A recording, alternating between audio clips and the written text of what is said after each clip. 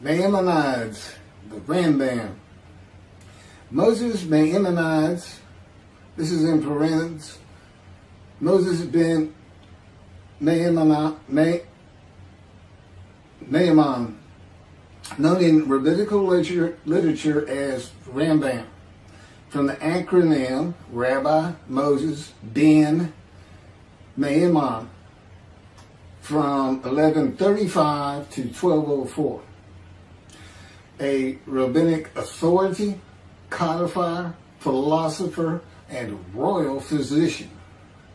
The most illustrious figure in Judaism in the post-talmudic era, regarded by many of the greatest Jewish philosopher of the Middle Ages, and one of the greatest of all time. He was successful in bringing four cultures, Greco-Roman, Arab, Jewish, and Western, together in one person, and in doing so remains one of the most influential religious philosophers of the intellectual world. His teaching influences other faiths as well as Jews.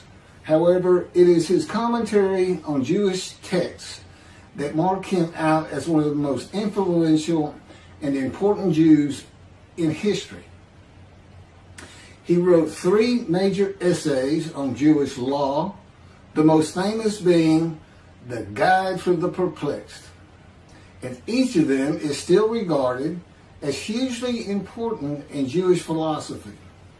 This monumental work laid the foundation for all subsequent Jewish philosophic inquiry known as Chakirah, and stimulated centuries of philosophical Jewish writing. His large 14 volumes work, Mishneh Torah, to date holds canonical authority in regard of the codification of Talmudic law. That was from the Jewish Virtual Library on the internet, the famous people, and the BBC. Rambam says in chapter 12, paragraph 2 of the laws concerning King Moshiach, our sages taught there will be no difference between the current age and the era of Moshiach, except our emancipation from subjugation to the Gentile kingdoms. The simple meaning of the words of the prophets appears to imply that the war of Gog and Magog will take place at the beginning of the Messianic age.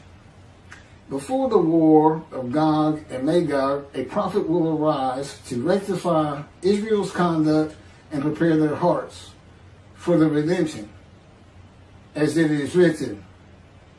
Before I go any further, there will be no war of Gog and Magog. Period. I am Moshiach. This is the the era of Moshiach. And in addition, I'm not here to rectify Israel's conduct. And I would like to think I'm preparing their hearts for the redemption, because it is here.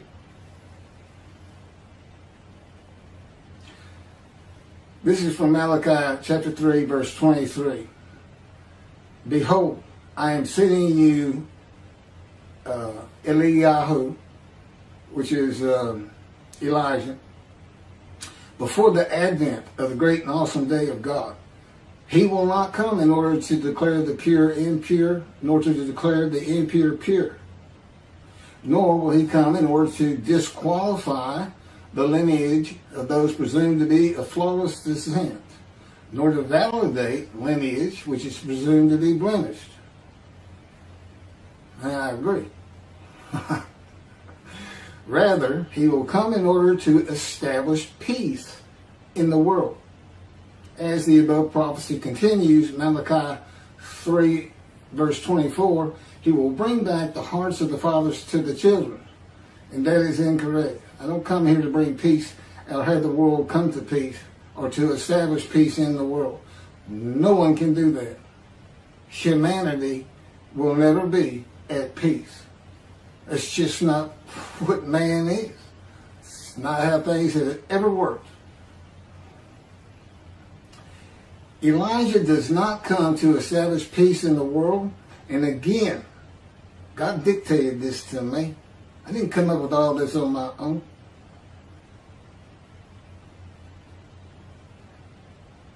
From the book Isaiah 53, In the Day of the Lord. Elijah does not come to establish peace in the world, but to make the many righteous by his knowledge in reconciling the sons to the father and the fathers to the sons of the family members, one to another, of the Jewish people, by having them be mindful of the teachings God gave Moses at Horeb, and to the practice of Judaism. Okay, be mindful. That's an amendment to the first, the covenant between God and the Israelites given by Moses.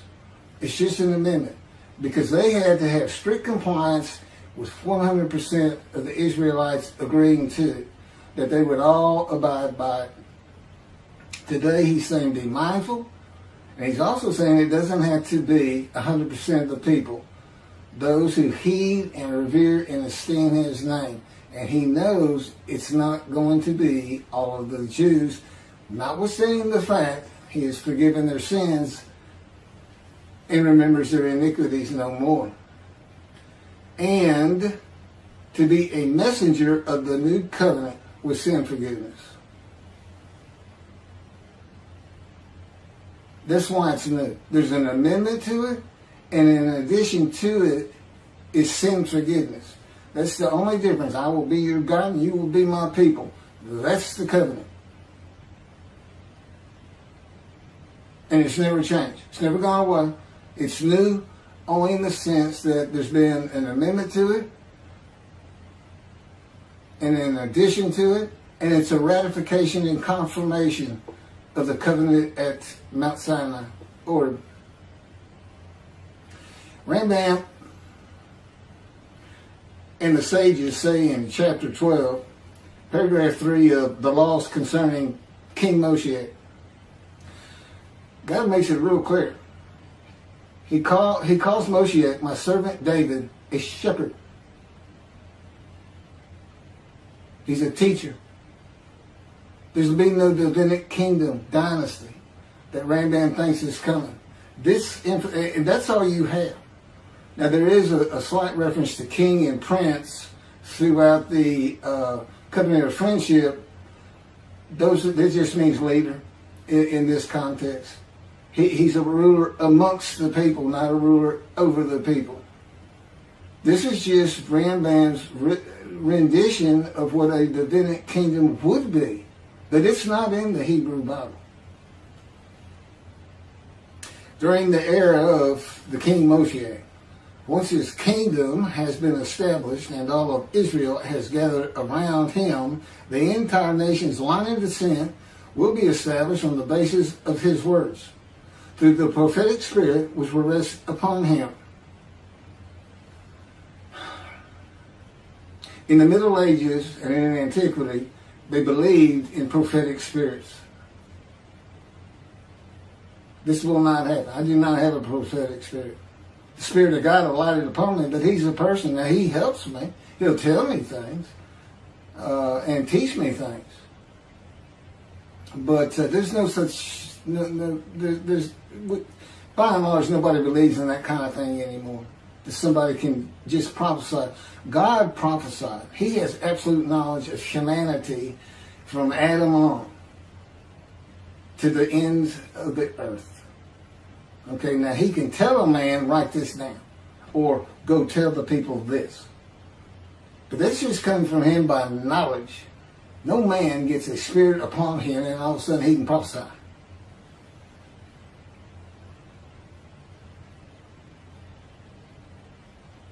So no, the entire nation's line of descent is not going to be established by anybody, including and not myself, and I am Moshiach, or God Himself. So that's just not going to happen.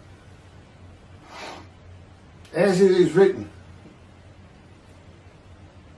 He shall sit as a refiner and purifier. He will purify the lineage of the Levites first, stating that this one is a priest, a defined lineage. And this one is a Levite, a defined lineage. Rambam basis for this belief is a verse in the book of Ezra, chapter 2, verse 63.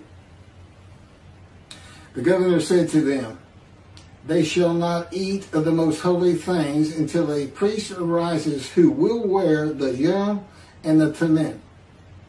From this verse, one can infer that the genealogy of those presumed to be of unquestioned priestly and Levitical lineage will be traced by means of the prophetic spirit, and those found to be of such lineage will be made known.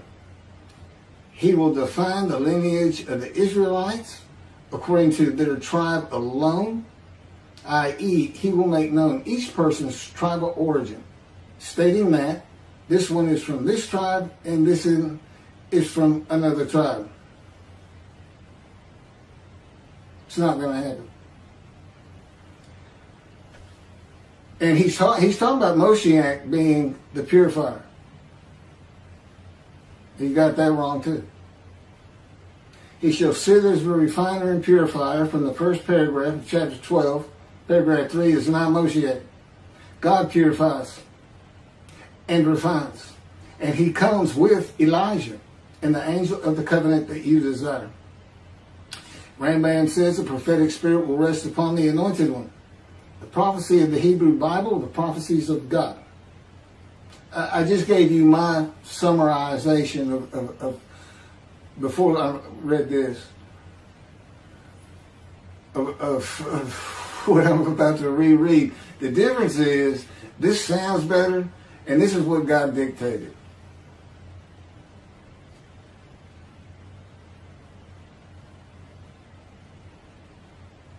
The prophecy of the Hebrew Bible, the prophecies of God.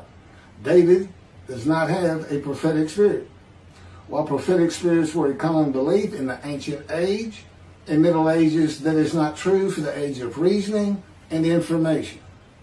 Isaiah chapter 11 verse 2 defines the attributes of the spirit that alights upon the anointed one as a spirit of wisdom and insight, a spirit of counsel and valor, a spirit of devotion and reverence for the Lord. There is nothing regarding a prophetic spirit.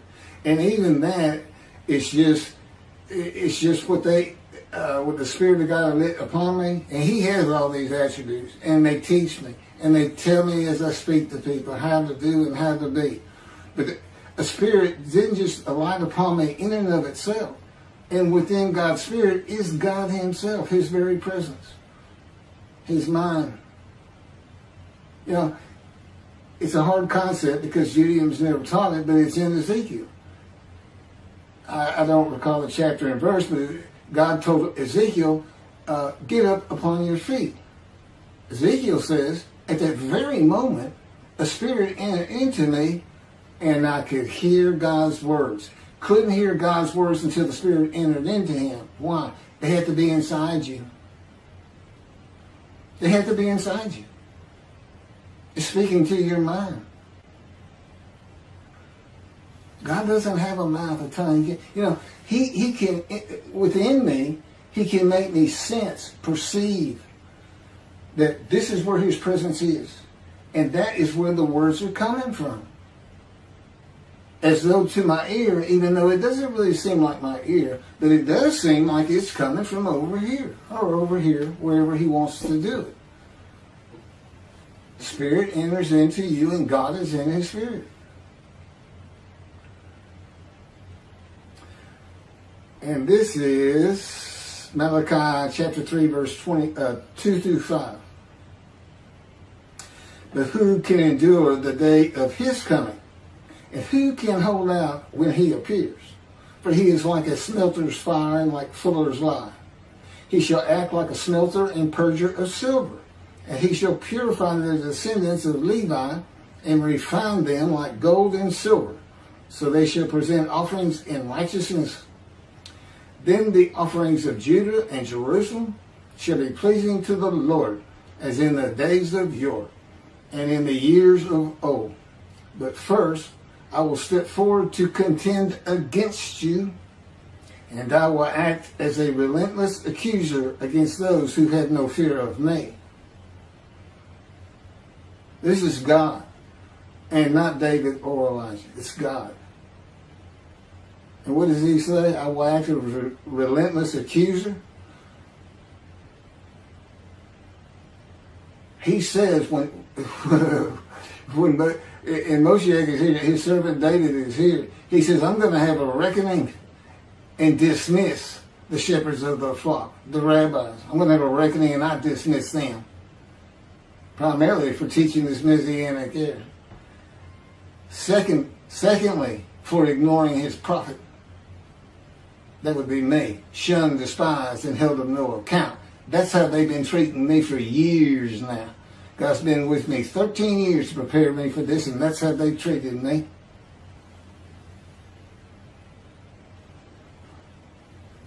In Hebrew writing, it is common to express the same idea twice. Okay, God's telling me to move on. I don't need to hear that. It just had to do with smelting and this and that. In Malachi 1 and 2, the priesthood has been defiled. They offered polluted offerings. They had turned from God, refused to listen to him, and they profaned God's covenant. They disregard God's ways. This is in quotes from Ezekiel chapter. Well, it's in quotes anyway. Those who have no fear of me would be the priestly tribe of the Levites, and not pertaining to genealogy or tribal lineage, but to Ezekiel 34. Thus said the Lord God, I'm going to deal with the shepherds. I will demand a reckoning of them for my flock, and I will dismiss them from tending my flock. It's Ezekiel chapter 34, verse 10. Then I will appoint a single shepherd over them to tend them, my servant David. Again, that's Moshiach. He shall tend them. He shall be a shepherd to them. Not a king. I, the Lord, will be their God. My servant David shall be a ruler among them. I, the Lord, have spoken, and I will grant them a covenant of friendship. Malachi chapter 3, verse 3 says that he shall purify the descendants of Levi and refine them like gold or silver, so that they shall present offerings in righteousness. This would be those rabbis who accept the words of the prophets of God as interpreted in this day of reasoning and information, and not as interpreted in the ancient age and middle age. If you want to be purified, if you want to get out from under the dismissal, you're going to have to learn everything God dictated to me in Isaiah 53 in the day of the Lord, and the second book, the life of God's righteous servant of Isaiah 53, which is my life.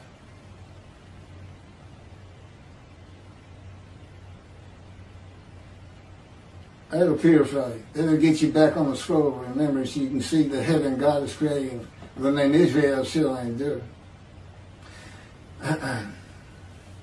The era of redemption, restoration, and exaltation versus the day of the Lord as found in the book. Rambam and the sages interpreted it as a prophecy that Moshiach, with a prophetic spirit, will determine the lineage of the priests and Levites from a verse in the book of Ezra. I've covered this. Anyway, the governor said to them, they shall not eat of the most holy things until a priest arrives who will wear the Urim and Thummim. This has nothing to do with genealogy of Levites today or purification and refining, or a prophetic spirit on Moshiach. This is not a prophecy of a high priest arising. And it is not Moshiach, but an answer to those that could not prove they were Levites when the verse is put into its proper context. This is Ezra chapter 2, verses 61 through 63. Of the sons of the priests, the sons of Habiah, the sons of Hakuz, the sons of Barzillai, who had married a daughter of Barzillai and had taken his name. These searched for their genealogical records, but they could not be found. So they were disqualified for the priesthood. The Teshachta ordered them not to eat of the most holy things until a priest with Urim and Thummim should appear. It was just a specific instance. In the Hebrew Bible, the Urim and Thummim are elements of the breastplate worn by the high priest attached to the ephod. They are connected with divination in general and cleromancy in particular, a belief in antiquity and the Middle Ages rarely believed in today. Two objects used by the high priest to answer a question or reveal the will of God. The ephod was made of fine linen and consisted of two pieces which hung from the neck and covered both the back and front, above the tunic and outer garment. Cleromancy is a form of sortition, a casting of lots.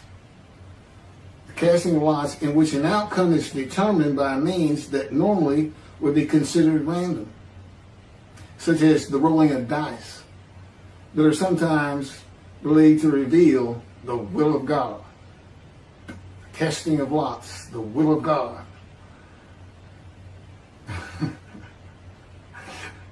This is not believed in today. Ezra is not a book of the prophets. Teshachta was not a prophet and did not speak the words of God. Few people believe in divination and cleromancy today, matters and things of the Hebrew Bible written for an era gone by. In summation, as great as this man was, and we're talking about the year 1200 or so when he died, born in the 1100s, he was an incredible man. There's no doubt about it. But he didn't have the science, the medicine, the knowledge, the information, the ability to get information that we have today. It's a different time. We just don't believe in some of these things they believed in. You can't just say or say, just say. Now, Rambam also, I can't believe it's not in here. He said Moshiach is going to perfect the world, and the entire world was going to speak Hebrew. Okay? And he gets that from Zephaniah chapter 9, verse 10. God says, and I think most people have heard this phrase, they shall be a people of a pure speech. He takes that to be the people of the world. Well, the only problem is that, read verse 9. In verse 9, God talks about his anger against the world and how he would actually terminate it with fire. He's not talking about them. He's just talking about his people. The peoples are the Jewish people. And guess what? Today they are a people of pure speech in Israel. See, the only time an ancient language has been revived in the modern times, and that's Hebrew. That's their official language, along with Arabic in Israel. So it was a true prophecy of God. They should be a people of pure speech. But he's only talking about the Jewish people. When he says the peoples, he's talking about his people. If he's talking about the people of the world, you know what he's going to say? The people of the world. His people. The Jews. Okay, well that's all I have on Rambam. Again, I'm surprised I don't have that. Thank you very much for listening.